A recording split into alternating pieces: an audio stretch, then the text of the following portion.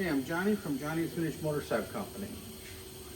And what we have here is like a 55 and up rear wheel for a Sportster or a K model. And you might be able to use this on something like a KR for like a TT race or something for a rear brake. It is 19 inches. So if you, as you can see right here, been drilled on the sides, right there. Right there. So it's drilled on the sides for the bead lock, so they didn't spin. Maybe drag racing, but I'm not sure because it's a 19 inch. This thing is in really good shape.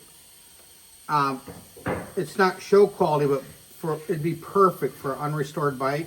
So inside it's stamped 3095-3-RC. I don't know some of the stuff that well, but this is a cool piece.